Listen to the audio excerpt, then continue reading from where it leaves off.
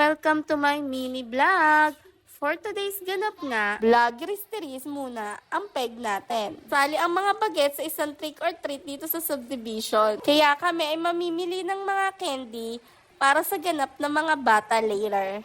Fast forward, nandito na kami sa Dali para bumili ng mga candy.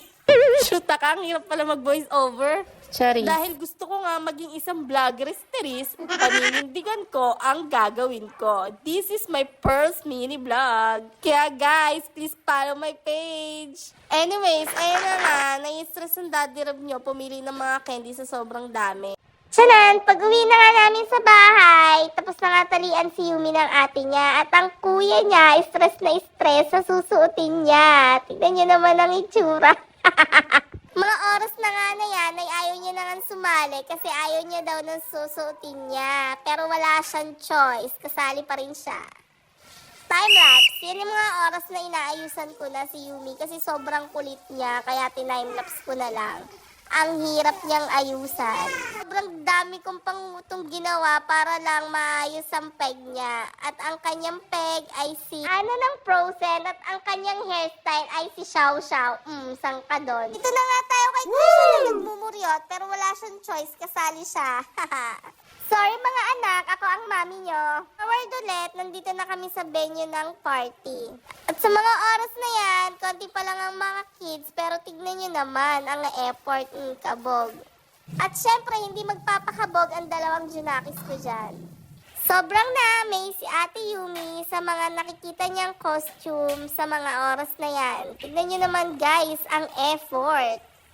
Nakakatuwa lang kasi yung mga parents na nandyan is very supportive sa mga anak nila. Tignan nyo naman tong dalawang to, hindi naman halata na sobrang excited nila at happy sila sa mga oras na yan kasi may pa-clown pa.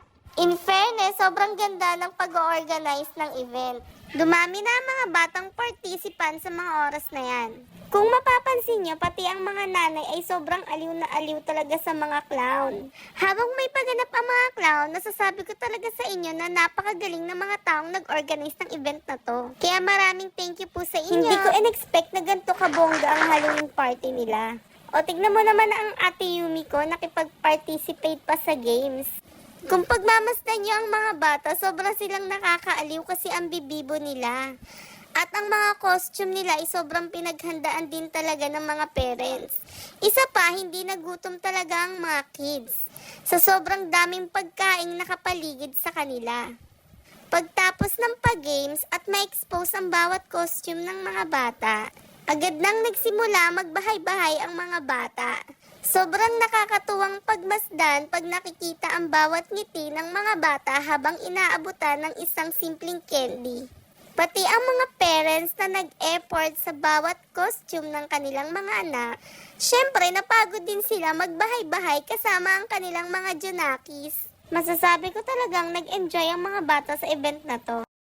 At ito na nga, malapit na kaming matapos. Makikita naman na sobrang saya ni Ate Yumi at ni Kuya Shan. Kahit sobrang pagod na, wala kang maririnig na reklamo sa dalawa. At ito na nga ang last part, pagkatapos ma-announce ang best in costume, nag-picture-picture ang mga bata. Hanggang dito na lang. Thank you for watching!